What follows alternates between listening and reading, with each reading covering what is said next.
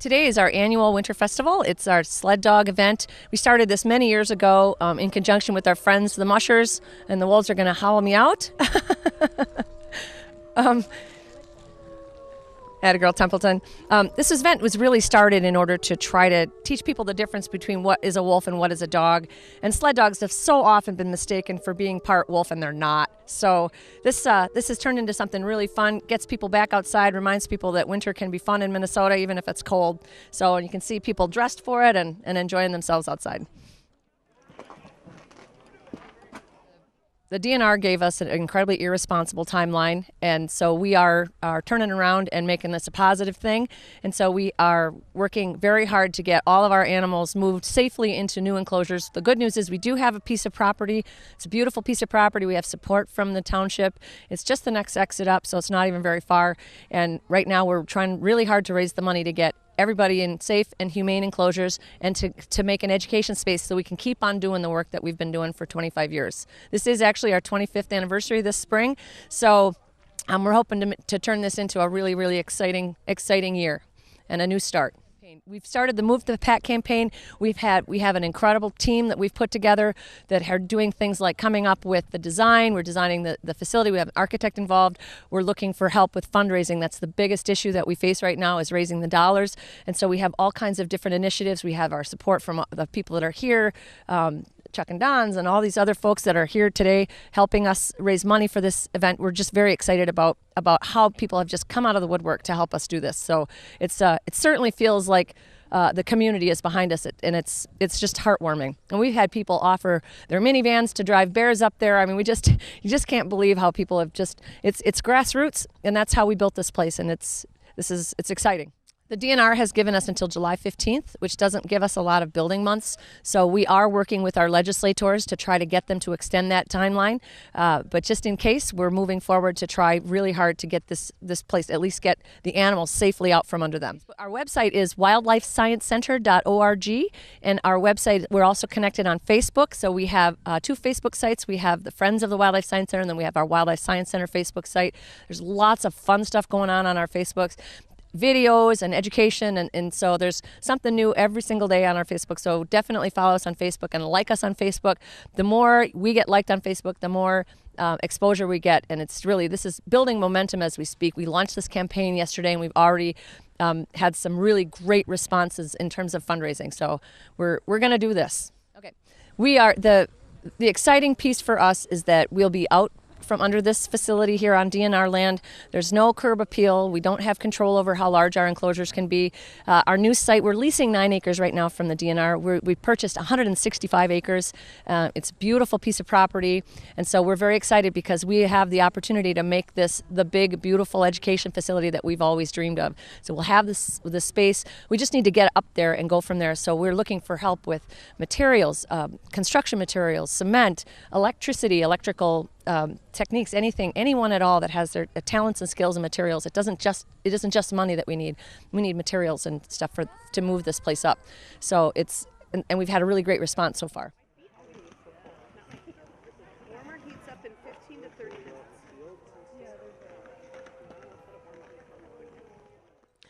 My name is Deanna Steiner, and I am here at the Wildlife Science Center trying to help move the pack. So what I did was I set up a table of items that I normally sell on my Etsy account website. They're handmade items, mostly sewn or embroidered, and so I have some baby quilts here and burp cloths that are kind of big sellers online. Library bags. I also teach first grade, so library books are very important to me and other books. And then I also have some bags, laptop bags and weekender bags. Lots of hand embroidered dish towels that are animal themed, a lot of rescue themed for cats and dogs, and then also some unpaper paper towels, which are cloth paper towels that are reusable and rewashable to help with the environment a little bit, getting rid of some of that waste with our everyday paper towels. So hopefully we can make some money today. The net profits from everything sold today will be going right back to the Wildlife Science Center to help them move the pack. I do have a website. If you go to etsy.com, ETSY.com, and you search Cotton and Kisses, you'll be able to find my site, COTTONAND KISSES.ETSY.com. So that's cottonandkisses.etsy.com. Hi, my name is Gina, and I am here today to help raise money to help move the pack. The Wildlife Science Center is very important to me because back in 2002, a little husky walked in to the Wildlife Science Center, and we went to an event here, and we brought him home. His name's Nitro. He's about, we're guessing 15, and he's still alive and walks 3 miles a day with me, and it's been such a wonderful part of our life that I just want to give back so that this place can continue going. I am a independent distributor through Herbalife, and I have some of our products here for people to look at. And I have decided to donate 5% of all of my profit back to the Wildlife Science Center to help give them moved, and that will continue from now up until the end of February. So hopefully that will help raise some money to help get the pack moved to their new home. I think it's important. This is a wonderful place for kids to become and adults to become educated. We have done several scout tours with our Cub Scout pack. We have another one set up in the spring to help educate them about, the importance of, what they're doing here and the animals here. They can learn a lot from this place in a non-classroom environment. Whether it's you bring your scouts here or if you come as a family on their tours on the weekend or to one of these events, I think it's just very important so that people know and are aware what they're doing here and the importance of the things that they do here to help research what the wolves are, the importance the wolves are in our, in our world. Hi, we're Matt and Maddie from Matt and Maddie Artworks, and we're here at the Wildlife Science Center today to help with Move the Pack. We're selling some photography that Maddie does and some screen printing. We have some dog scarves and some t-shirts. And you can find our stuff on our website. Yep. We have up an Etsy page that we just started, and we're also got our website where we sell most of our product right now. So we're screen printers, and another thing that we do is interior design work with painting people's houses and stuff like that. Can do solid colors too. But yeah, just check us out at mattmaddieaw.com, and then you can find most of our product there that we have available for right now. So yeah, just got a few of the dog scarves that hopefully sell good. They got the wolves howling at the moon, which we've been hearing here today, which is awesome to hear. And then yeah, we got photography, and we do custom canvas painting and stuff like that too. So yeah, fun day.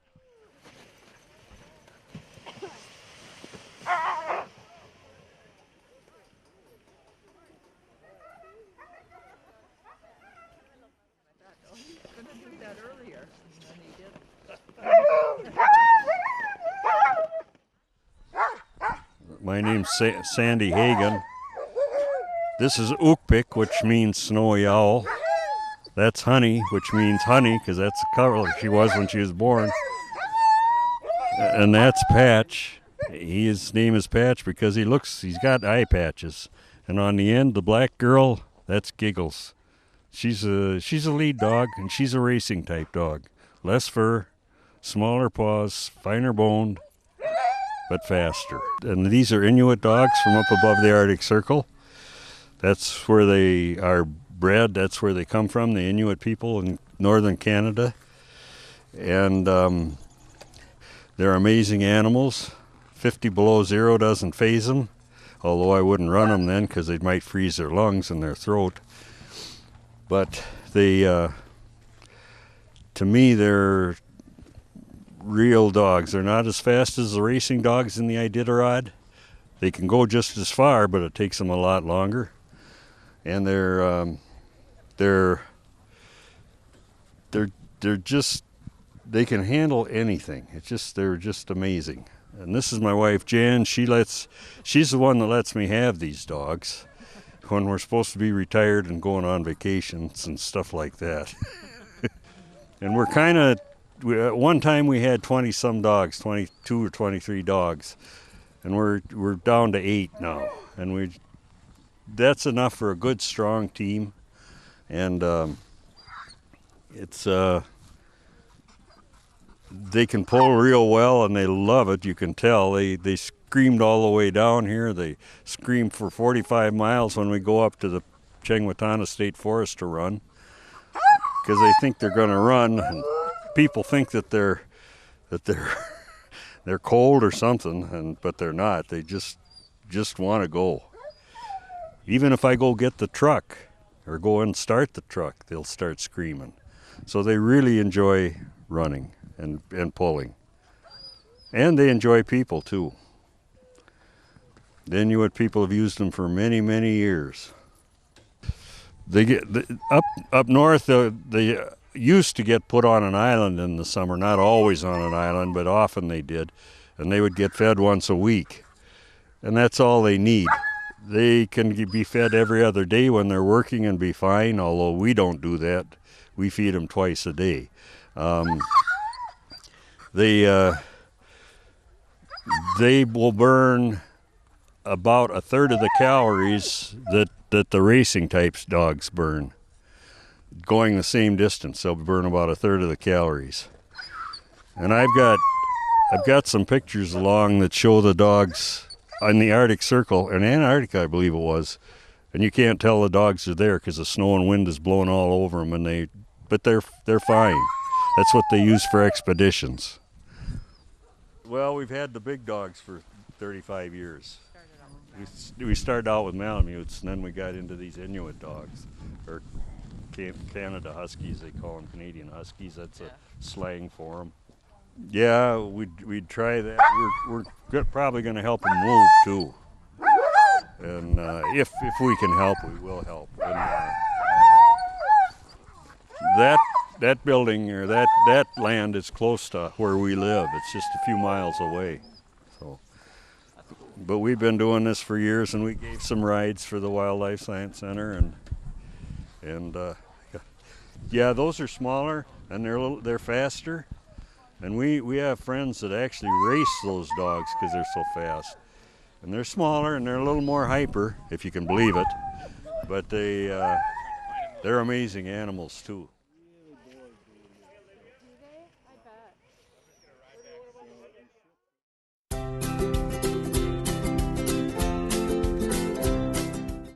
Talk a little bit about what it's like on the landscape for wolves right now.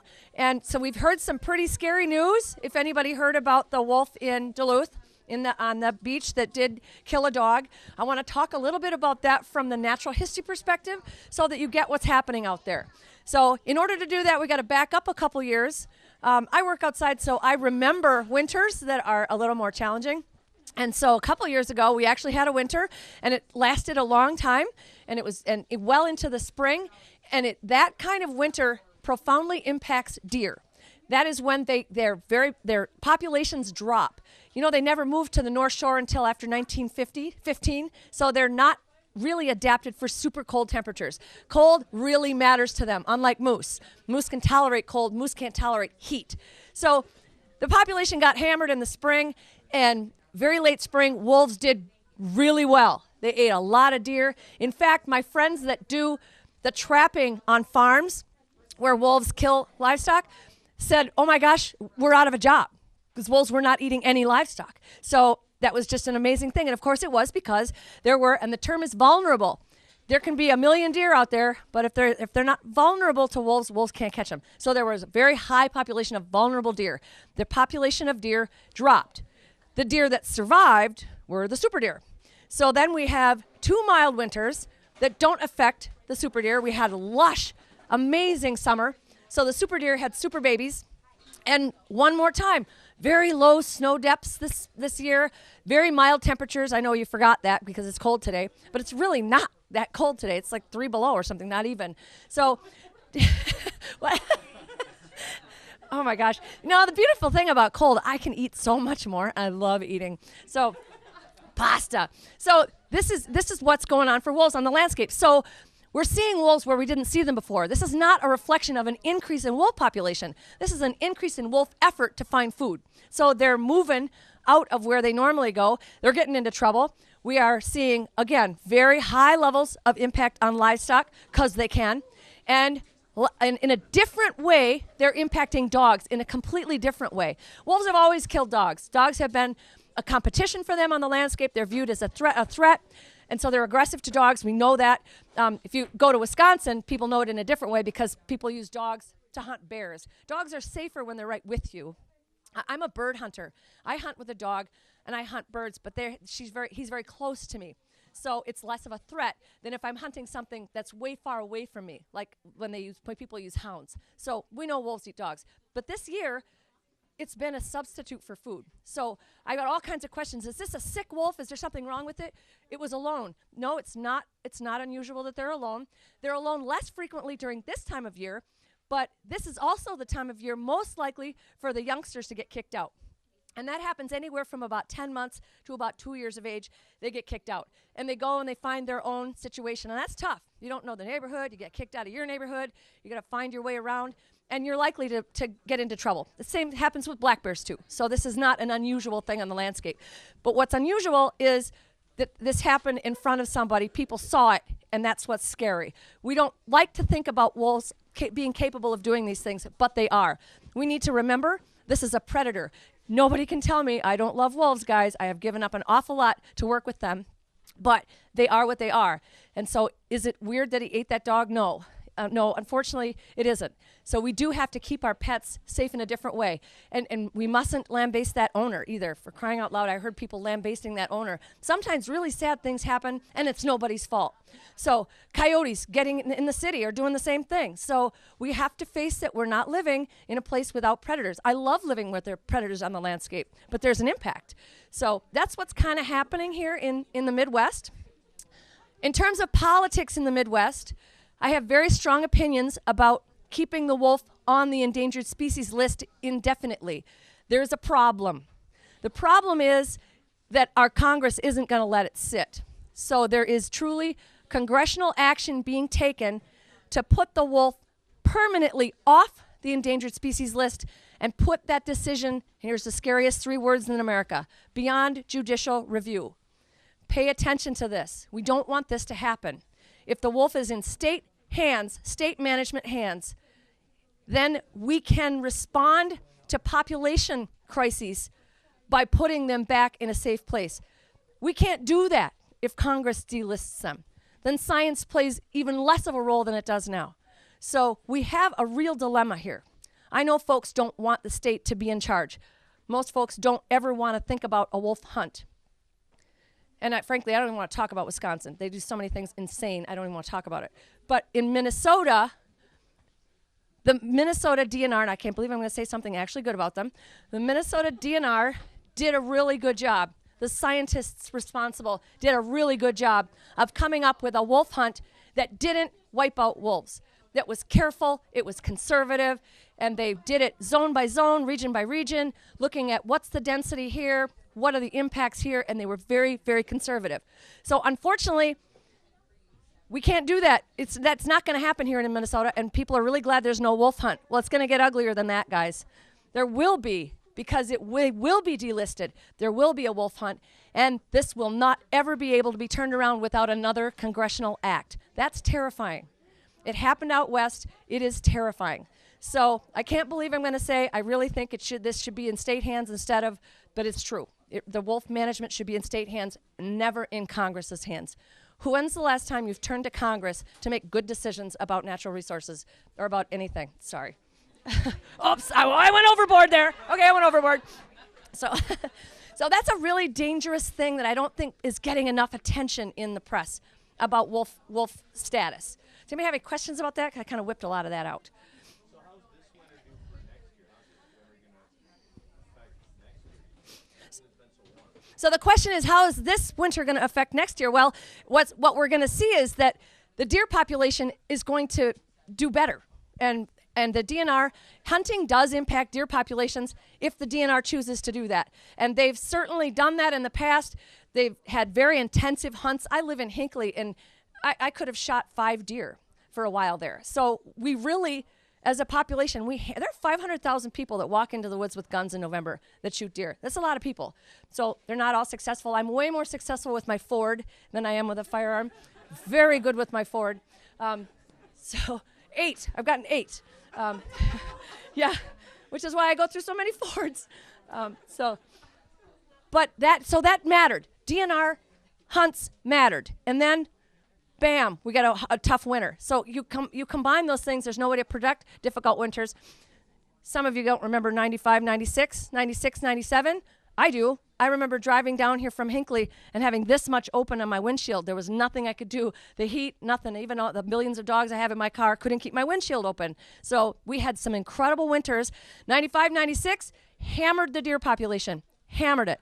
96, 97, it wasn't nearly the impact because the weenie deer were dead and the super deer survived. And then we had a whole series of mild winters. Remember what happened to the deer population then?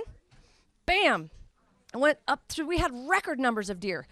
And remember, we have more deer now than when Columbus got here anyway, already, because we've changed the forest. There's no more woodland caribou here. They can't live with white-tailed deer. No more bison. The moose are going away. So, and elk, 25? Something like that. So, and we have more, just tons and tons of deer. So that allows us to have a higher density of wolves because deer are easier than some of these other big animals. So that's why when you have a wolf territory size in Minnesota, it might be 30 to 50 square miles. You get the same size pack in Montana, it's 400 square miles. They got way more work to do to catch what they have to eat. They're big animals, but the prey densities are different. The prey is different. So we have a very unique landscape here. It's new. It's not how it used to be. It's different. It's new. So we have to learn along with that. So the deer population did get hammered by the DNR. It did get hammered by the winters. Wolves definitely make an impact, but there are other predators out there that eat deer, black bears. And I'm certainly not going to throw black bears under the bus, but we have about 15,000 black bears in the state. A friend of mine has a trail cam that documented this one sow killing 19 fawns. And DNR research documented that bears are much more successful against fawns, newborn fawns, than wolves are. Wolves get them later. And bobcats are also more successful against newborn fawns than wolves are. Wolves get them later. So we got lots of things that eat deer out there, and they're opportunistic. So if a bear gets a chance, they eat the neonates, the really young guys. They're not so good at the big ones because they're slow. You know, if something happens, they can catch them. So bears get out of their winter sleep. They need a good protein jolt. There are fawns on the landscape. They eat them. So just keep that in mind. We have other animals that eat deer, including us. And if you've been here before, you know that we use roadkills for our animals. And we have enough roadkills that we don't buy food. So that tells you how incredible, a huge deal it is for roadkills. And we had a car pull in here. It was on the back of a tow truck because the tow truck driver didn't want to get the deer out of the car. Half the deer was in the back seat. On the baby seat, thank heavens the baby had been dropped off already. So it's scary. Unfortunately, I've never had that much drama, just killed my vehicles. So does anybody have any question about what I said so far? Okay, I wanted to talk just a little bit about our situation here. If anyone has any questions, I'm more than happy to talk about it. But we were given a really irresponsible timeline to leave DNR property. This place was federal from 1976 to 1990. In 1980, the federal government built this little office building back here and moved on-site residents on to guard the wolves overnight. I started here in 85, fresh out of college. I moved in here, and I lived here for 9.5 years, guarding the wolves overnight. When I moved out, we created a nonprofit in 1990 because my last job was to euthanize the 40 research wolves that there was no more money for. So I said no.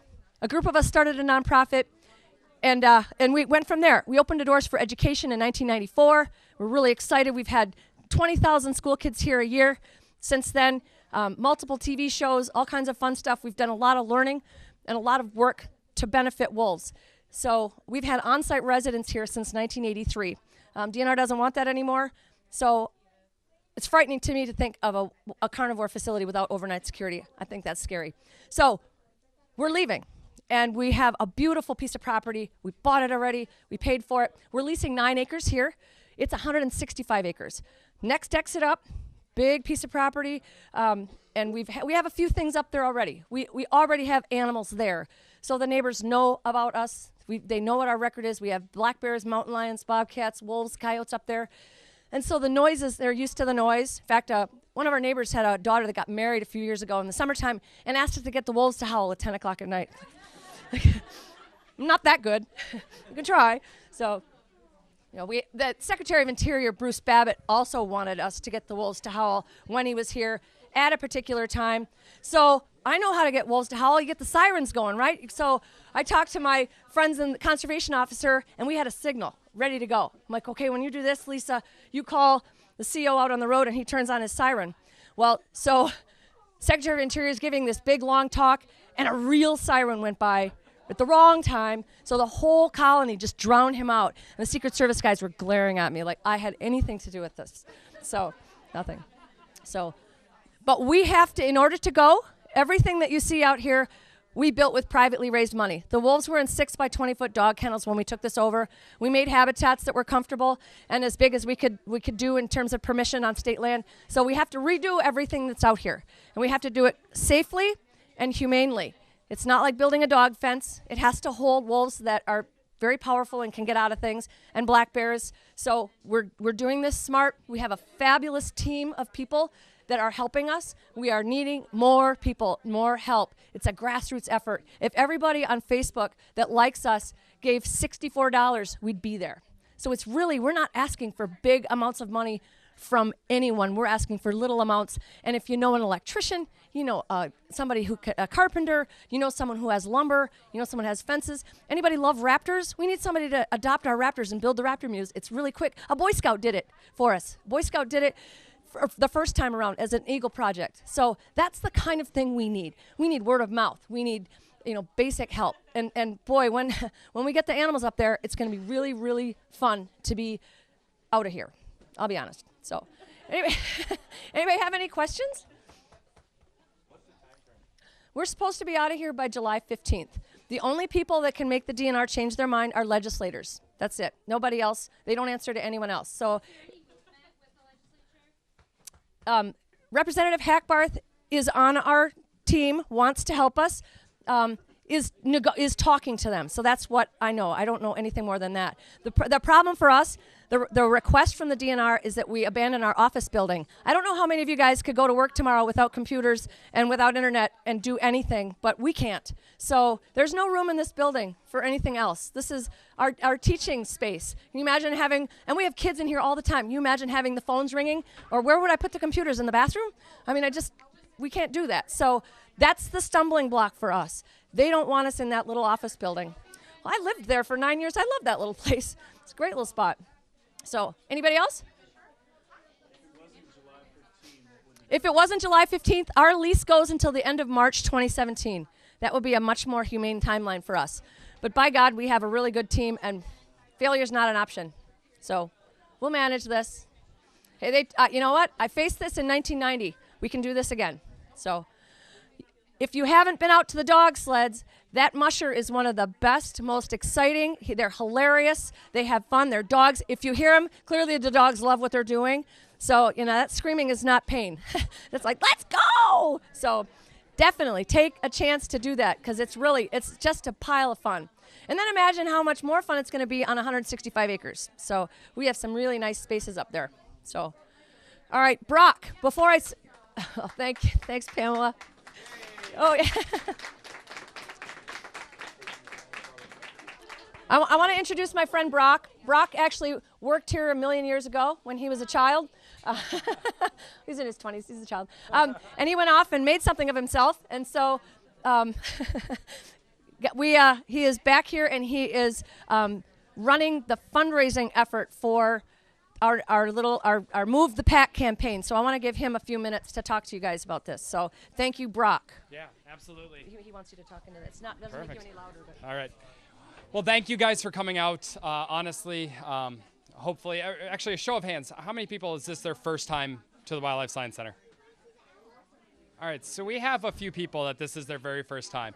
And do you mind if I just pick on a couple people? How did you guys hear about the Wildlife Science Center? Facebook. And I was gonna bet money that that was gonna be it. So what is the number one way that you can very easily help us obtain our goal? We have calls for action out on Facebook to give donations. And we are gonna, by God, do this Bernie Sanders style. Small donations from lots of people can make a very large difference. So sharing Facebook posts, commenting on Facebook posts help us to be part of the algorithm that makes us relevant to Facebook and helps them to spread this out everywhere. So if you can share it to your friends and ask them and to keep sharing it, the more people we get in front of, small donations will add up and we will achieve the goal and we will get this to the new facility. The other thing I will encourage you guys to look at is the memberships that we have created. And we have 3 levels of membership, and this really helps you to be really entrenched with the Wildlife Science Center and part of the solution. Number 1 is our Fox level membership, $45. You will get a t-shirt that says that you are supporting the Wildlife Science Center. You will get access to the newsletter. You will get a 10% discount on merchandise here, as well as event admissions. You also get an unlimited individual admission to the Saturday programs. So it'll be a free admission for yourself. If you move to the Coyote membership, that is a $75 level membership. You'll get a t-shirt, the newsletter, the 10% discount, but now the admissions are for your family for the Saturday programs for free.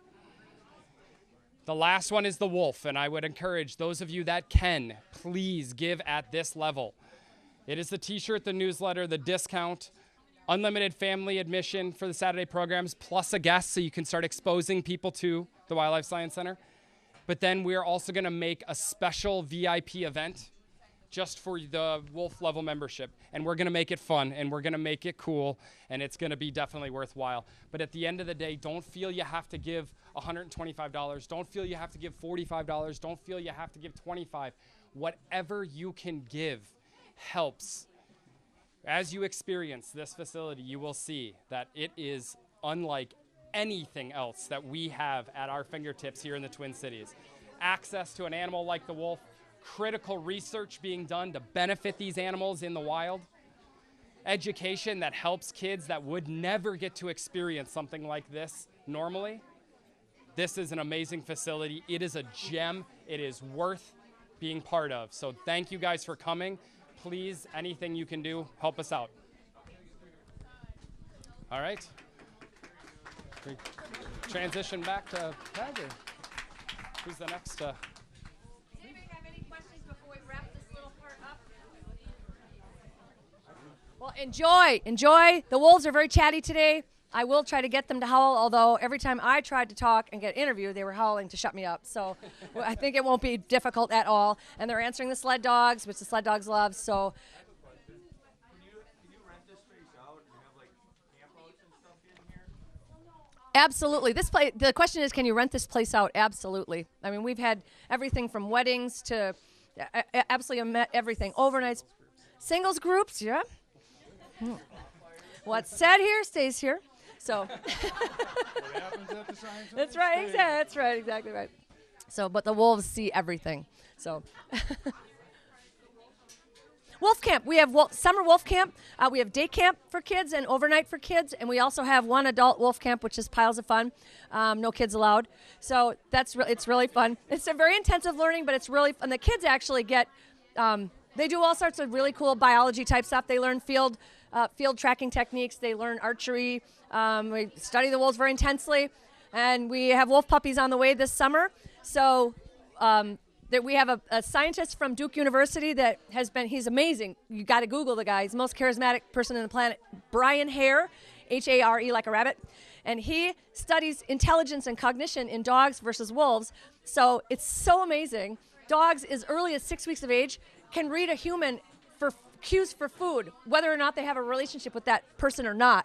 Whereas wolves, even bottle-fed wolves, it means nothing to them. Even if they're bottle-fed and we hand feed them every day, taking cues from us for food has never been an evolutionarily significant thing. So they literally will, and I did this actually, we were on a Nat Geo Wild episode doing this. It was kind of fun. This adult female wolf, I'd hand raise, I walk in there, and I have a baby chicken, dead baby chicken in my hand, and I show it to her.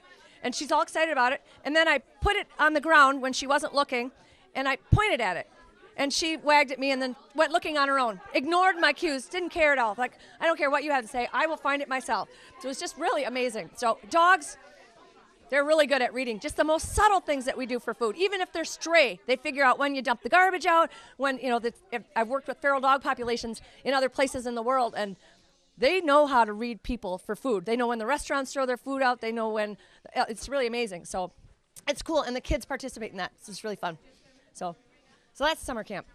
And Bob, if you see Bob walking around, blonde guy, he's our licensed science teacher that runs all those programs. So their national science standards are the basis for a lot of this. So, all right, enjoy the day.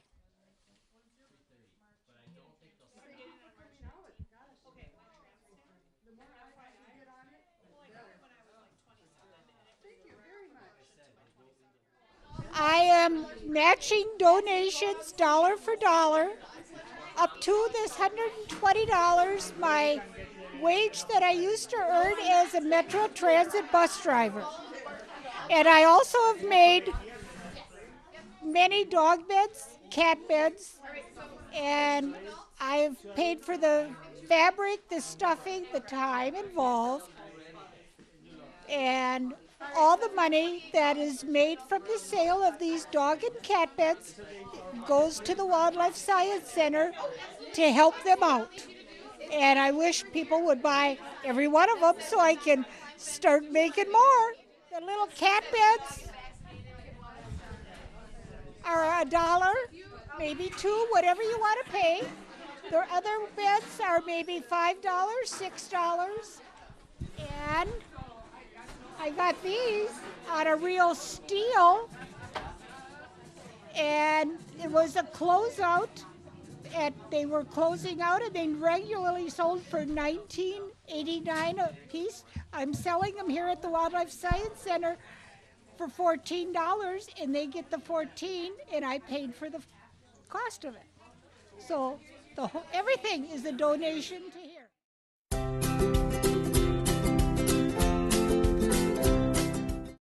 Hi guys, welcome to the Wildlife Science Center. My name is Roberta and I'm an employee here. I just started in January, so if you've been out before and haven't seen me around, I'm here now, but I was a volunteer for quite a long time.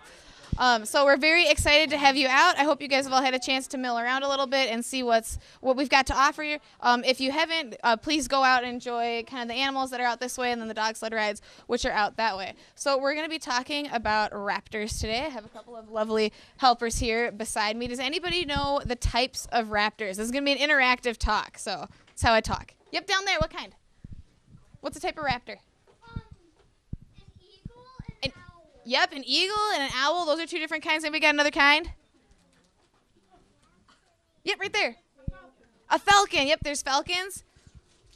Okay, so there are a couple harder ones. We got osprey, which are birds that kind of hang out at lakes and eat fish. And then we've also got kites, and we've got kestrels. Does anybody know about vultures? Are vultures a raptor or not? Kind of debated. Right now they're considered not a raptor because they don't actually kill things with their feet. They eat carrion, right? Things that are already dead. So since they're not killing them with their feet like the other raptors, they're not considered a raptor anymore, but they historically have been. So over here we have a red-tailed hawk. This is one of our day raptors. They have a couple of cool adaptations that show you that it's a day raptor. One of the things that they have going for them is counter coloration. So if you look at the back of the bird, you'll see that it's pretty dark. And if you look at the front of the bird on the breast, it's pretty light. That's actually purposeful for the animal. If it's flying around, if you're on the ground and you look up at that bird as it's flying, that light color is going to blend in better with the sky. So it's going to be better camouflaged as it's hunting things like mice or rabbits. If it's on the ground, that darker color is actually going to blend in with the ground better if there's another predator bird above or something in a tree looking down at it. So it's got that counter coloration working for it during the daytime. Now, if you look at something like an owl, you're going to see that this bird is pretty uniform in color all the way around. It doesn't have that stark contrast in the back versus the front. Owls are out hunting at night. Nobody's going to see them, so they don't particularly. It's more important for them to camouflage during the day day when they're perching. So these guys will perch in a tree. They'll kind of sleep all day long, and then they come out at night. They are nocturnal, and that camouflage coloring doesn't matter as much, so they don't have that counter coloration. Another thing that you'll notice with this red-tailed hawk, if you were to get close enough to look at its face, you're going to see that it kind of has some ridges right above its eyes. Those are kind of like a visor on your hat. So as this bird is perched watching for mice or rabbits to kind of go and catch, it's got kind of a sun visor because they can't go put a hat on, and they don't want sunlight coming straight into their eyes. So that's another kind of adaptation to help them hunt. These guys typically do perch and watch for things on the ground. If you ever go driving down 35W and you look up at the light posts, you're going to see tons of these guys perched up there. They're watching for things like rabbits, like mice, like roadkill that are going to be kind of in between the freeways or off to the sides. One of the reasons so many of these guys end up at the Raptor Center or in other facilities like that is because they get so focused on the mouse that they're watching along the road that when they come down to grab it, they get hit by a car and then they have a broken wing. These guys, their bones are not entirely hollow, but they do have kind of a honeycomb structure. And if they get shattered, they shatter. They don't heal up correctly because they're so intricately designed so that they're able to be light, able to get air, able to fly. So getting hit by a car is pretty detrimental to them. And these guys have incredible eyesight. They say if a red-tailed hawk is sitting on one goalpost of a football field, it can see a mouse all the way over at the other end, no problem. And if you can imagine focusing on that level of detail from that far away, it's very easy to lose track of what's going on as far as traffic goes. I did have a red-tailed hawk once fly right in front of my car. It was terrifying. He was fine. But it does happen. If you look at the great horned owl here, not as much of an eyebrow ridge because, again, these guys aren't going to be out at night or during the day hunting. They're out at night where daylight is not going to be an issue. You will notice that this great horned owl has much larger eyes than the red-tailed hawk. These guys want to make use of as much light as they possibly can. So those big eyes are going to allow them to take in as much light as possible so that they can see somewhat in the dark. They have pretty good night vision.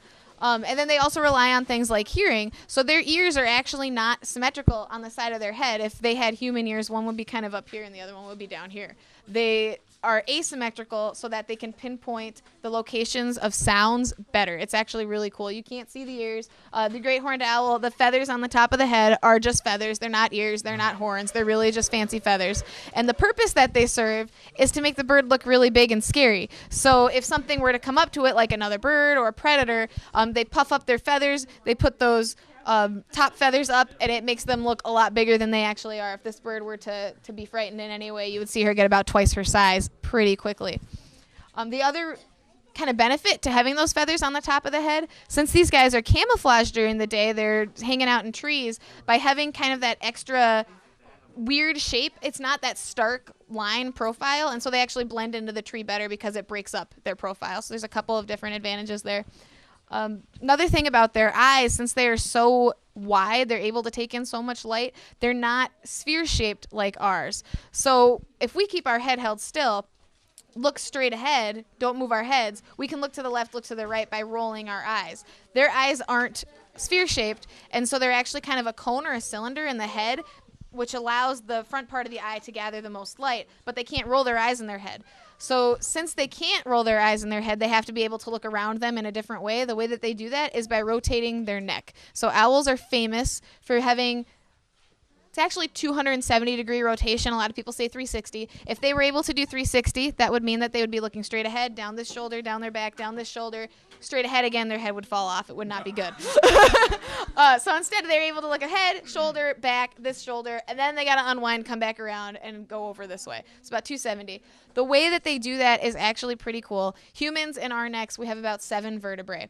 A giraffe, for as long as their neck is, 7 vertebrae. They're just very, very large vertebrae.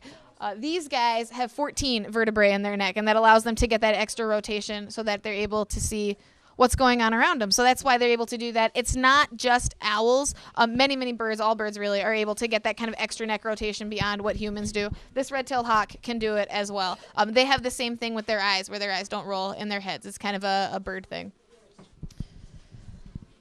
Another really cool difference between the day birds and the night birds, if you look at the daybird wing, you're going to see that it's got a really crisp edge on it. If you were to look at the feathers, if I was to pass this around, the feathers are have that really crisp edge. And so if you've ever taken a piece of paper and flapped it in the wind, you're going to hear the piece of paper kind of make that paper flappy noise. So this wing, if you've ever heard a bird take off, is going to make a little bit of a noise. However, since it's got that stark contrast, that stark line on it, it's going to get a lot more lift when it's flapping because it's catching all of the air. It's getting that air resistance. It's creating that friction. So this bird is going to make some noise when it flies, but it's going to be a lot faster. And if you think about it, for a day bird, it's a lot more important that it's fast than that it's sneaky. Because it's hunting during the day, it's coming out of the sky. Whatever it's going for is going to see it no matter what it does. There's really no way to camouflage yourself as you're flying through the air. But as long as it's fast, as long as it can get to that bird, as long as it can, or the rabbit or the mouse, before that animal sees it, then it's good to go. So having that extra lift is what's important for these guys. If you look at the owl wing, it's a little bit broader. It doesn't have as crisp of an edge on it, and if you were to look at the feathers really do kind of look frayed on the edges. If you were to listen to this flap, doesn't make a noise. These guys have feathers specifically built so that they don't make that flapping noise when they're flying around. Because at night, it's critical that they don't have anything give away that they're coming. If there's something like a mouse out running around in the woods and it hears that flapping, their senses are heightened at night as well. They're able to hear a lot better at night. They're going to hear that flapping noise and they're going to get out of there. The owl is relying on stealth. It's got to hold still. It's got to pinpoint where that sound it's hearing is coming from, and then it's got to get in there and grab it before whatever it is that it's hunting leaves. So critical that it doesn't make that flappy noise. Another really cool difference between their feet, and you guys can look at their feet, the live birds, but I also have other feet. Other feet. So if you were to look at the day raptor foot, you're going to notice that it doesn't have any feathers on it. Or on the toes. The feathers stop right about here. Versus if you look at the owl feet, the feathers go all the way down to the talons. They're very well feathered, very fluffy. So many of our day raptors that live in Minnesota are going to fly south for the winter. Red-tailed hawks might go all the way as far down as Jamaica. They can fly pretty far. And if you guys ever go up to Hawk Ridge, which is up in Duluth, you'll see, if you go in the fall, which is when raptor migration happens, you'll see literally thousands and thousands of raptors fly over because Minnesota is in one of the flight migration pathways, which is really, really cool. I highly recommend if you ever get a chance in the fall to go out and see that. You'll see incredible things, broadwing hawks that go in huge flocks flying over Hawk Ridge. So anyway, they're flying south for the winter. They don't need feathers all the way down to their toes. They need good grip for what they're catching. They're not worried about staying warm. Versus our owls, they're going to stay here all winter long. And if they were to get frostbite on their toes, they're not going to be able to perch anymore. That's going to be a major issue for them. So they've got winter boots that they wear all year long. Another way that you can help identify if you're looking at a day bird or a night bird. And then something that's not quite as obvious, different between these 2 feet. The day raptors are going to have 3 toes in front and 1 toe in back. Versus the owls actually have, it's not quite an opposable thumb, but it is a thumb that is flexible. And so this toe here actually can move forward or backwards. So they can have 3 in front and 1 in back, or 2 in front and 2 in back. So if you're ever out walking around looking at tracks on the ground and you see bird tracks, if you see 2 in front and 2 in back, that's an owl. It's pretty cool. It kind of looks like an X in the ground. I also have an osprey in here somewhere. I used it this morning. Here we go. So this is an osprey foot. This is highly specialized for what an osprey is going to be eating, which is fish. So if you look at the talons, they look a lot like fish hooks. If that bird is going to fly down into the lake, fish are slippery. They want to make sure that they're going to catch it when they go to get it. So no feathers on here because they want to have a good grip. They don't want anything slippery. Nice, sharp, hooked talons to dig into that fish. And if I were to pass this around, you would feel on the inside here very, very, very rough. And that's, again, to get that extra grip on the fish so that fish doesn't just slide right out of its talons like it probably would if something like a red-tailed hawk tried to grab one. Their foot's just not designed for that. Now, we talked a little bit about vultures. This is actually a foot from a turkey vulture, and you'll notice right away that it looks very different from the other raptor feet that I've showed you. This is a much flatter foot. This is a bird that's not going to be spending as much time perching. It's going to be spending a lot more time on the ground, walking around, eating dead stuff that it's finding. So again, these guys right now are not considered raptors. They just eat dead stuff. And then I have a duck foot in here as well, just for comparison. So they've got nice webbed feet for swimming around. This is not a bird that's going to be perching. This is not a bird that's going to be killing stuff with its feet. Obviously, the claws on there are much, much shorter. They're not going to be, they're running around eating duckweed and that kind of stuff. Just to give you guys an idea of what their skull looks like. This is very, very light. I have a styrofoam ball in here. This is much lighter than the styrofoam ball. I mean, if I were to drop it, it would kind of flutter to the ground. I'm not going to do that. But you can see how huge the eyes are on this skull, and that's why they're not able to rotate them. You can kind of see that it's got that cone shape in there. So if you guys want to come up and see any of these things after we're done talking, you're more than welcome. Does anybody have any questions about either of the birds up here or raptors in general? Back there. Yes? Why does that owl can look over there without doing this? He's got to turn his head to be able to look. So, can't roll the eyes. Right there. Yep. Do bald, I learned in a book that bald eagles have two sight fins. They can look forward and to the side. Mm-hmm. So, can they do it? You know, I'm not really sure. That's a good question. Bob, do you know? I didn't hear the question. Bald eagles. Eyesight. They can't see on the sides, right? I think their eyes are slightly out to the sides. In that bin, the big skull that's in there's an eagle skull. This guy. Let me see. It's Nope. bigger than that. There's a bigger one. Here we go. I got it. This one here. So this is an eagle skull. So you can kind of see that their eyes still point forward past the beak, but they can see off to the side a little. The red-tailed hawk probably would have about the same eye placement on it. So yes, it can see off to the side, but most of the focus is going to be going forward. Thank you. You're welcome. Another cool thing that these guys have with their eyes, they have something called a nictitating membrane, which is a third eyelid.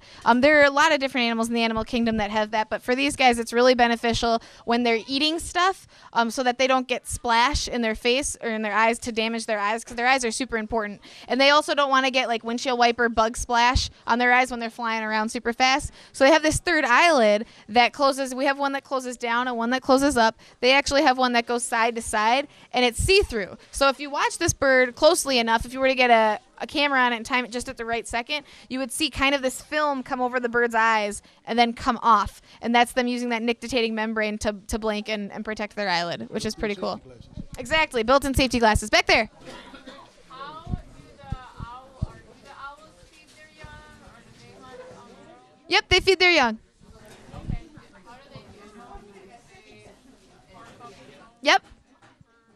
So these guys create pellets. All raptors create pellets. Our day birds are going to be able to digest bones. They're not able to digest fur and feathers, so they'll cough those back up as a pellet. The chicks aren't going to be able to digest that either, so they'll cough that up first or second, but they'll separately is how it gets processed in their systems. The owls cannot process bones. So one of the really cool things about owl pellets, if you're ever out walking around and you find an owl pellet, dissect it, pull it apart, see what's in there. If the owl ate a mouse, there's a good chance that you might be able to find the entire mouse skeleton in that owl pellet, or at least a skull, because they don't chew their food. They rip off pieces and swallow them whole, and then when they cough it back up, those bones usually won't be broken.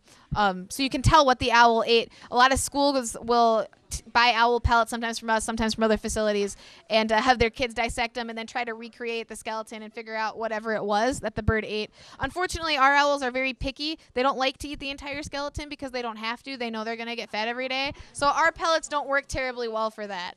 Question there.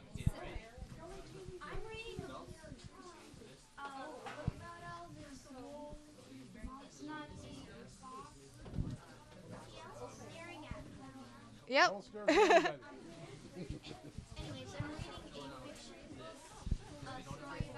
Uh-huh. They do have extra bones in their neck. They have 14. We have 7.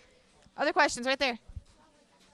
That's a great question. So somebody noticed here that this bird's got an eye, left eye, where the pupil is dilated. That's why this bird is with us, is because her pupil is permanently dilated. It means that the eye's not adjusting to take in the correct amount of light based on the light that's in the room. So if this bird was to go out and try to hunt at night, she would not be able to see very well because her eyes wouldn't be adjusting at the right together. Yeah, not at the right depth. So the depth perception would be all screwed up.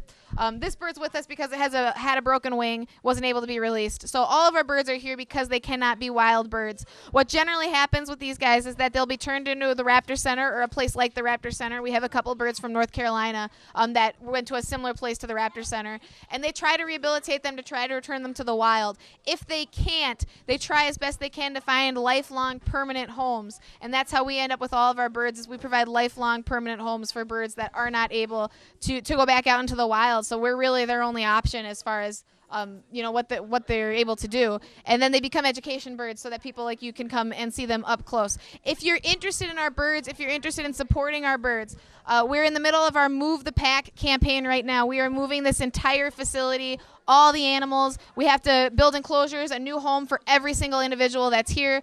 We have to build a new education building. One of the things that we're unveiling today is animal sponsorship. So if you see an animal today that you like, that you connect with, that you want to make sure has a home, all of the enclosures outside have an opportunity to sponsor that animal, to contribute to building the enclosure for that animal. All of our birds today are available for sponsorship. They're $500 a piece. That $500 covers building their enclosure so that they have a new home when we move. If you guys are interested in that, you can talk to me when I go back to the cash register, or you can talk to the people at the booth just outside the door, the Move the Pack campaign booth. Yeah, back there. So since you mentioned lifelong Yes. what is the lifespan for both of those? You know, it varies. Red-tailed hawk, oldest one ever recorded was 28 years. So if they do everything right, if they get past the first year or two of life, they can live for quite a long time. They don't have many other predators. All right, guys, so that's all that I have for you today. Thank you so much for coming out. I hope that you enjoy your visit. I hope you enjoy seeing the animals. We really can use your support in any way that you can. So please like us on Facebook. Check in on Facebook that you were here. Post photos of being here.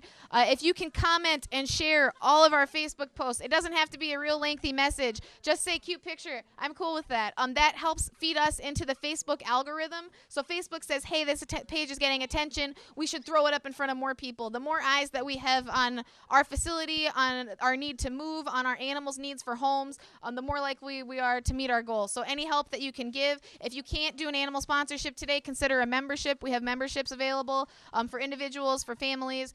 If you can't do that, any kind of donation is helpful. Otherwise, spread the word. Let everybody know that we need help moving our animals and getting to our new facility. Thank you guys very much. I hope you enjoy your day. Hi, I'm Michelle with Chuck and Don's Pet Food and Supplies, and we're here supporting the Wildlife Science Center today at their Wildlife Winter Carnival. And we're here with samples, showing off some Musher Secret today. Also, we're doing a giveaway in hopes to raise some other donations for the Science Center to help them with their move. Lots of these samples are available at our stores. Thank you. I said my name is Bob. I'm the Education Director at the Wildlife Science Center. I've been here since 2001. Is there any questions anybody had about stuff in this room, what it is, why it is, things like that? How many of you have first day at the Wildlife Science Center? How many of you have not heard the story about the wolf on the fireplace behind you? The wolf on the fireplace behind you is a wolf that was born up in northern Minnesota. When she was about a year old or so, she stepped into a trap and she lost one of her back feet. She stayed a wild wolf for 6 more years, came to the Wildlife Science Center 6 years after she lost her foot because she started to cause trouble for people.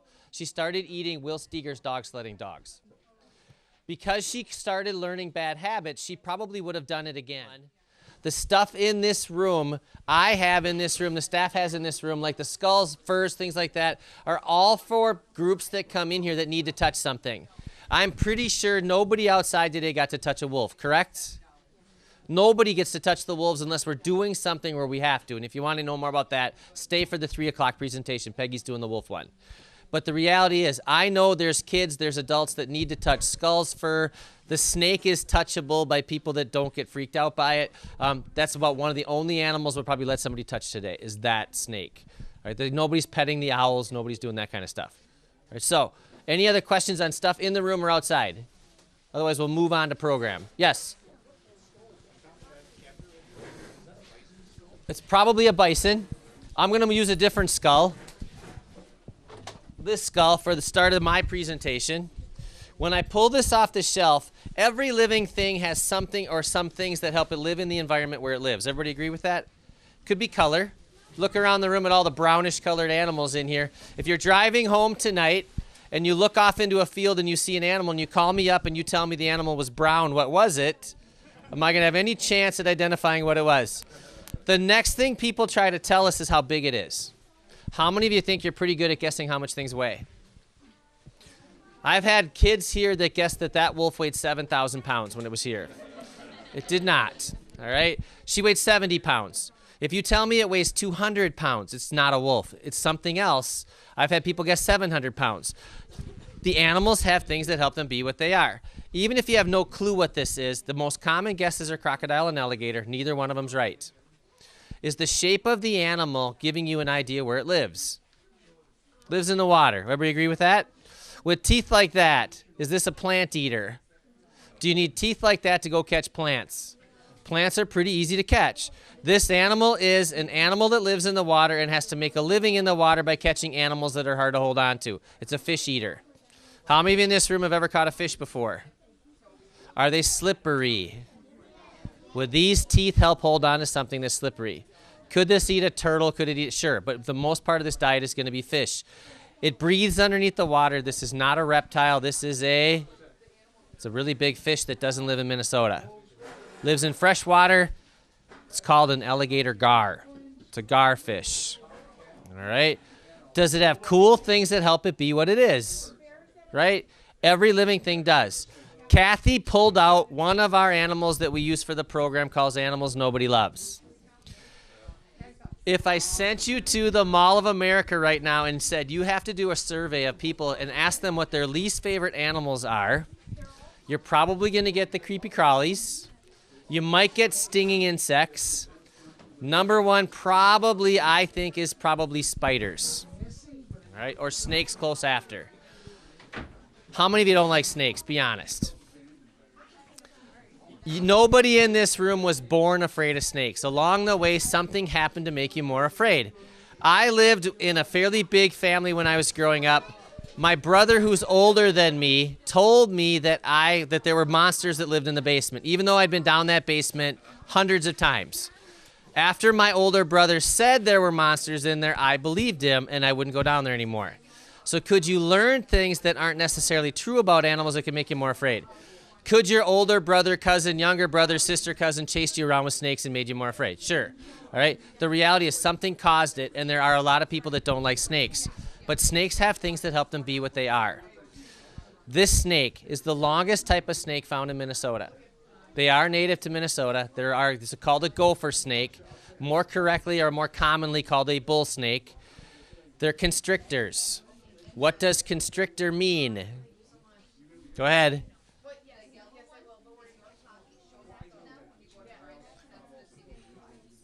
So they squeeze things until they're not alive anymore, and then they swallow them down. So if you want to, put your hand right here. Maybe if you don't have enough clothes on or too many clothes, you're not going to. If you breathe in and out, does your chest go in and out? Anything that breathes, its chest is going to go in and out. So if this catches a smaller rodent, the rodent's going to be breathing. If it wraps its body around it, it's going to be able to feel the breathing of the animal. It's going to know when it stops breathing, and then it's going to be able to orient the mouse, the rodent, whatever, and swallow it down head first. Why head first? Because it goes in easier that way. And I'm going to use a different animal as an example. How many of you go fishing? Have ever caught a fish? How many of you, even though you were trying really hard not to have those little sunfish spines, the fins on their back, get your hand, they have sharp fins, right? There's a walleye up on the wall. If something tried to swallow that down tail first, could those sharp fins get stuck on the way down? So if a loon catches a fish in the water, it can't swallow it down tail first. It's got to go down head first because it goes in easier. Everything that has fur, not everything, most things that have fur, the first gets nice and laid down. If you pet it head to tail, it all slides in easier if the mouse goes in head first. So if we were going to feed this snake, it swallows down head first, and you can watch the bulge of the animal in the snake as it gets down to about its belly. It gets down to be about halfway down the snake, which is going to be hard to find. Somewhere in here. A snake can swallow down something as big around as its biggest body part. So could this swallow a full-grown adult rabbit? but could it do a squirrel if it could catch it? The snake's not going to eat a lot of squirrels. Squirrels are hard to catch. Pocket gophers, the ones that build the mounds of dirt in the fields, that's what this eats a lot of. That's why they call them gopher snakes. And again, they're probably found in pasture land where bulls live, bull snake. That's where they get their name. Right now, I think the coolest adaptation the snakes have are their tongues. All of you your whole life have heard about the shape of the snake's tongue. What is the shape of a snake's tongue? It's a V. For a reason. Every living thing has a smell. When you cut the grass, is there a smell? Right? Everything has smells. If there was a mouse standing in the bathroom, snake sticks its tongue out this direction, this side of the tongue is going to get more smell than the other side of the tongue. The snake will know the mouse is in that direction. Gets too far this way, this other side of the tongue zeroes in on it, they connect. So zero in on where their food is. When they get close enough to see it, they're going to use their mouth to grab, wrap their body around, start squeezing, kill the animal. That's how they find their food. Some animals, some snakes can see heat. This is not one of them. All right, the shed off this snake is right here. Sometimes it's the easiest way to show how long they are. So that snake is that long. They get to be 8 feet or so. How tall are you, Bob? 5'9.5" or so. 6.5. Yeah, something like that. I don't know how much more these two girls are, a boy and a girl, are going to grow. They were pets before we got them. Somebody had them. They had the family had twins on the way. They wanted to simplify their lives before the twins showed up, so they gave us 2 3-foot-long bull snakes that we've had ever since, and now they've obviously doubled in size. All right. Questions on the bull snake? Anything with a mouth can bite. How many of you in your lives ever bit somebody before? The snake, as far as I know, has not bitten anybody before. So if I just go by histories, I'm more in danger of being bitten by one of you than the snake. But if Kathy's got her hands in there, there's 2 bull snakes in there. Every time we open this door, is there a chance one of them could bite somebody? We walk in the wolf cages. We have to clean up after the animals. We have to take care of them. Is it the animal's fault if we get injured by the animal we're taking care of? Ron in the back of the room has an owl on his fist that if he gets his finger too close to that mouth, that owl's going to bite his finger. It's not the owl's fault. Right, it's ours for getting our hands too close. It is one of those things where if you're outside and you pick up an animal and it bites you, it's not the animal's fault. With a snake like a garter snake, how many of you ever picked up a garter snake before? They don't just bite, they have a really cool adaptation besides that. Could they pee and poop in your hand? The adaptation, and I can't guarantee this is what it's for, but it works, I bet. Fox picks up a snake, poops in the snake poops in the mouth of the snake, or the fox. Is there a chance this fox is going to let this thing go? It could work. All right? That's why they do it. Toads, same thing, even though they probably don't taste very good. Kathy's grabbing another snake, so anybody back there that doesn't like snakes, that's what she's doing. I don't know the quickest way back up here, Kath.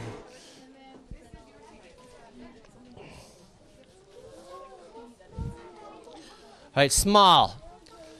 Could there be snakes in Minnesota that only get to be this big? This isn't one of them. There are small snakes out there, little red belly snakes that get to be about 1 foot long, and that's as big as they get. This is a fox snake. It's named after the foxes. Anybody that's been outside by our fox cage, did you smell the foxes? Very musky, skunky smell. These guys have that smell in their feces and urine. So this little fox snake came from the DNR this past summer. It's not a full-grown snake. This one will get to be about 5 feet long. Also a constrictor. Cool coloration patterns on both of them for hiding. Just because this is a snake, I tell kids, could something eat it? And they're all grossed out thinking about eating snakes. But if an animal comes along, would they be grossed out finding a food source? Would the camouflage patterns help them survive and be less likely a food source? All right, so a fox snake. Also a constrictor, like I said. This one's got a really cool adaptation, too, that it does more than the bull snake does. This one will rattle its tail. The bull snakes do it, too. There's no rattle on their tail, but if they're rattling it in a pile of dry leaves, it sounds like there's a rattle on their tail. If you're not sure what it is, are you going to mess with it? So it's also defensive posture. There are snakes that play dead. There's snakes that will have blood coming out, and it looks like blood out of a certain order. This is one of the ones that actually just rattles its tail, and they hiss really, really loud.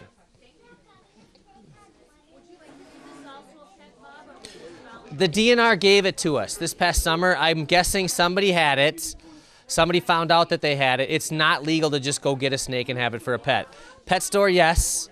Finding it in the wild, no. All right. Yeah, I would also say the novelty pet thing. Lots of kids come here wishing they could have a snake for a pet, but their family won't let them. Then don't get one. It's not going to be fair to the snake. I would say interest in snake probably for some people maybe 2 weeks and then they're bored with it. Well, the snake's going to live a long time.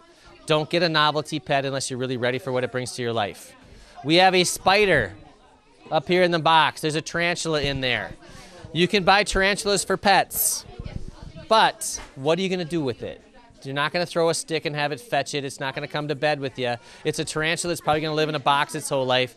Do your research, do your homework before you bring a pet home. And that's not just the stuff that I'm mentioning. If you get a dog and it's not the dog for you, you've got a disaster waiting to happen. Do your homework.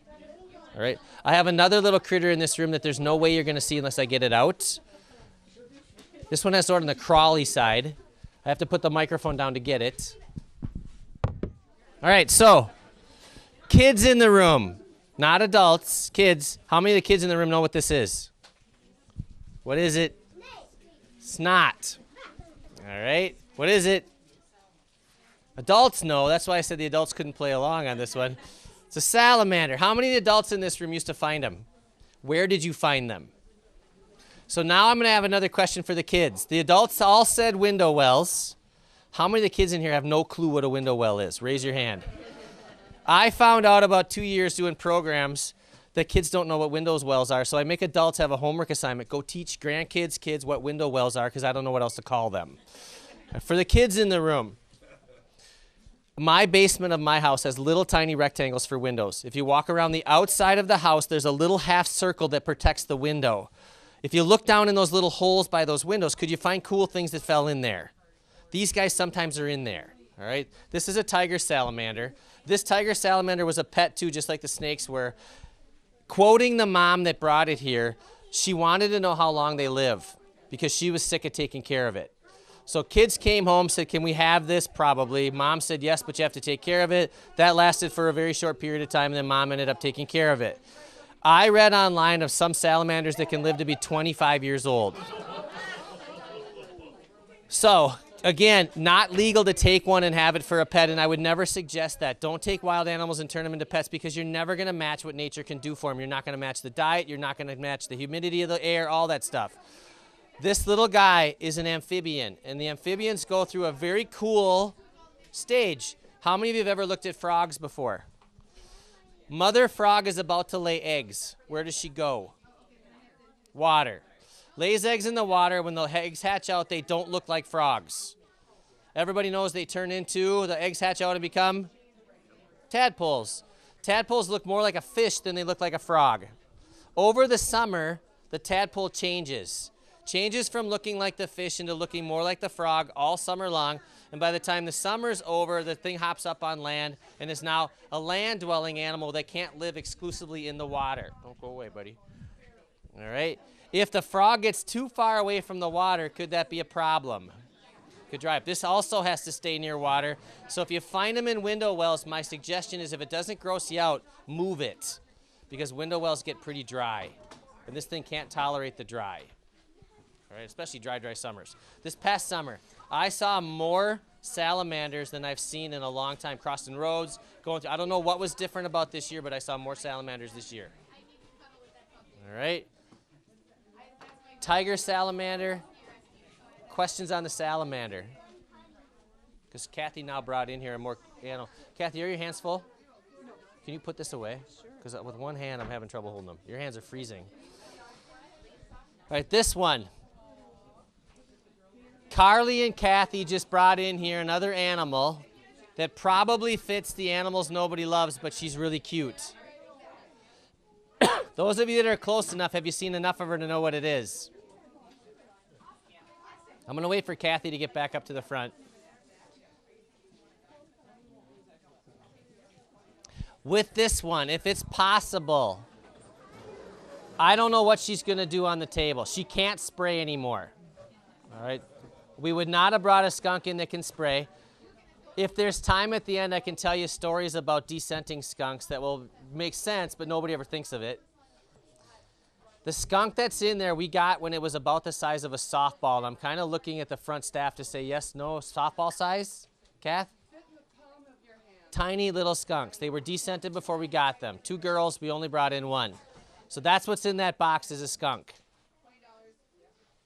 I'm going to let the skunk do probably a lot of that right now. She's going to steal the show. So which one is that? So Laverne and Shirley, this is Laverne. Skunks are omnivores. So snacks that Kathy brought today are pretty obvious. She looks like she has beans and sweet corn, some carrots, an egg. We'll see what she does with the egg. She didn't eat the waxworms yet?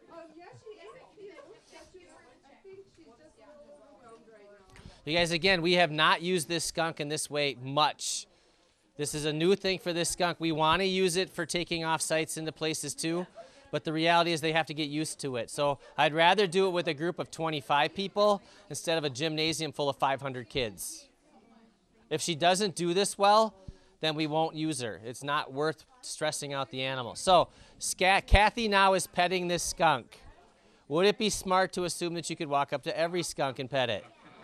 I would even say handing this skunk to one of you doesn't mean this skunk is used to Kathy because Kathy took care of it this summer. I'm not sure I could pass it off to anybody else and have the skunk be as comfortable. So, adaptations of this skunk. When I talk about camouflage, nobody ever thinks that the skunk has camouflage. They do. It just isn't the same as blending into brown daylight stuff. It's nighttime stuff. How many of you have ever been out on a night where you had a full moon and you didn't need a flashlight because it was so bright because of the light reflecting off the moon? Are there shadows created by the tree branches and other things out there that would be on the ground? If you're going to crawl around on the ground and try to blend in on a full moon night, black and white are going to be great colors to have to blend in. Skunks. If anybody's ever seen a skunk walking around wild, do they almost know that nothing's going to mess with them? When I see them, they don't look like they're in a rush to go from one place to another. They just walk gently around. The ability to spray is a pretty cool adaptation. They don't want to spray, just like a snake doesn't want to bite. But if it's a way of defending themselves, could they use it to get something to go away? Has anybody in this group ever been sprayed by a skunk? Why? How did you get sprayed? It happens, right? Anybody been riding in a car and drove by one and knew that it was there because of how powerful that smell is? So compare that to the gray fox smell you smelled outside. It's not even close to the same. It's not eye-watering out here. It's the same smell, but different sort of scale of how bad it is. Kathy, you call the judgment. When you need to put her away. You decide. So,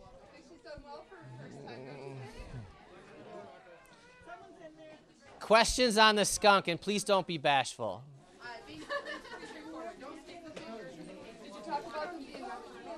They are nocturnal. They're omnivores. They eat just about anything.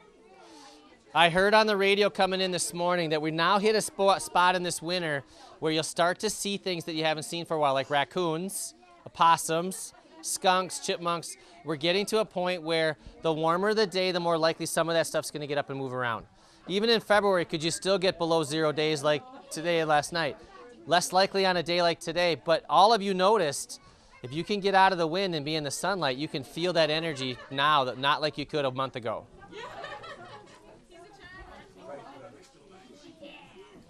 Descenting a skunk, since I hinted at that story. In order to descent a skunk, you have to knock it out first. There's no good way to get a skunk to go to sleep. If you put food in a chunk of, or medicine in a chunk of food, you don't want food in the stomach of the skunk before you do surgery. That's a problem, so that doesn't work. If you decide to do it by injecting the medication, is the skunk gonna like that?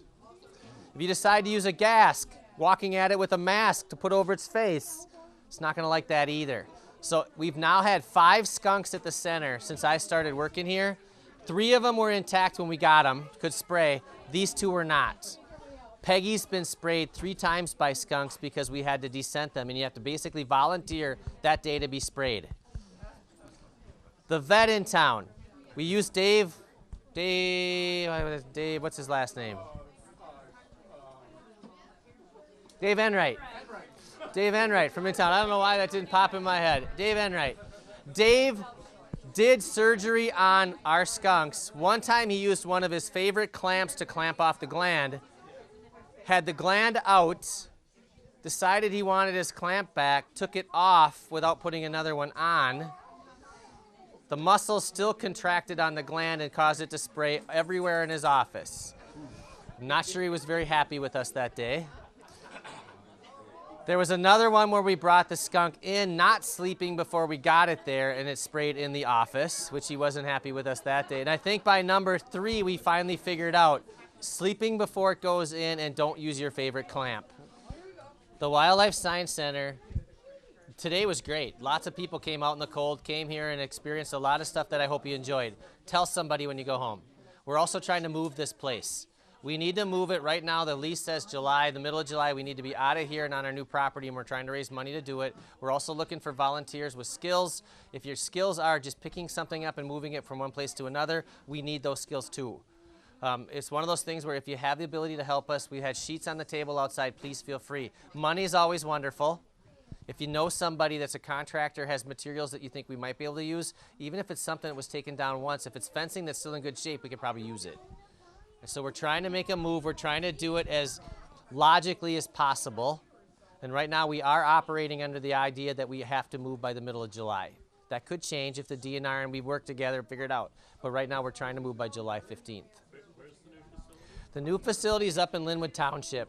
So if you know the area at all, it's Viking Boulevard and then up County Road 75. So from here to get to it, you have to go around Carlos one way or the other. You can't go through it. If you could go through it, the distance is shorter, but it would take you just as long. It's probably 20 minutes away from here. Down to Kettle River where the roundabout is, up Kettle River up to Wyoming, and then back in just as far off the freeway. So if you weren't coming to here, it probably would take you 10 minutes longer to get there. 160 acres there compared to 7 here. And the truth is, the DNR wants us off, but we want off too. You know, if we can build this place and make it what we need, it's the perfect place for everything. So it benefits everybody if we can figure out how to make it work. So what keeps you from moving there right now? So John asked, what keeps us from moving right now? It's money. Money. Money is going to be an issue. We have to be able to rebuild cages. We have to be able to build a road in there. There's got to be septic issues. You know, there's running water in this building. The buildings we have up there right now, there's a house up there that we could use if we had to, but there's no way we're going to be able to do programs out of it. So there are things that are there. There are some things that are already set up, but the reality is if we're going to do it right, we need to create an education space that's even bigger than this. All of you notice how cramped this is. There's people walking in the door. It would be nice to sort of redo it in a way that works better for us. But again, if the money doesn't let us, we have to do what the money allows.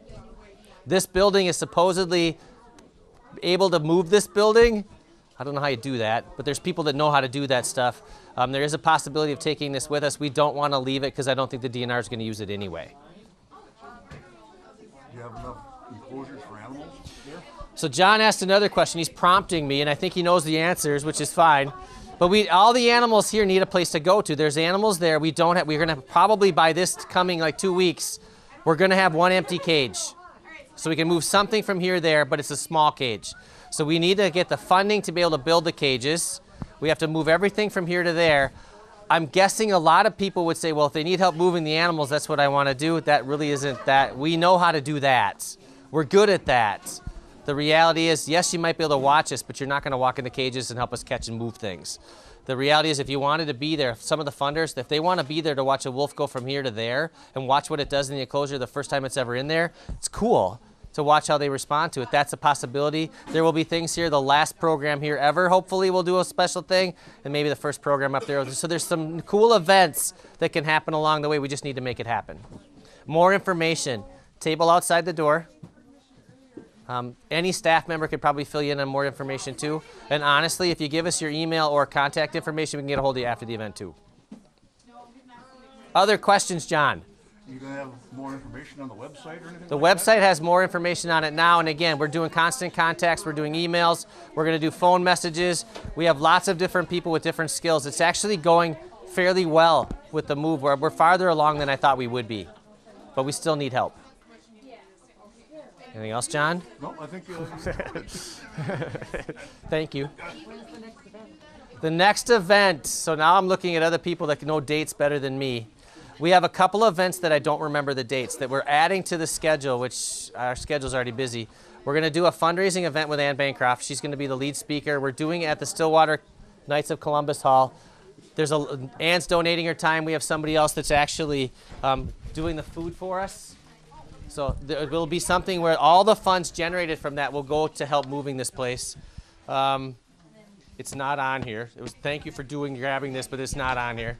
There's another one we do our wine tasting, April 15th this year. It's in town. It's one we've done year after year after year. It's a great event if you like wine. It's the vendors there. Our June event is the Canine Carnival. It's one where we have dog groups come in, talk about their dogs and things like that, show what their dogs can do. I also have other ones in the fall, but right now I don't know exactly where they're going to be. We'll do them here or at the other site. October 1st is our Harvest Howl. October 29th is the Halloween event that we do. We'll do it one place or the other. On the website, if not, they will be soon. Anybody else?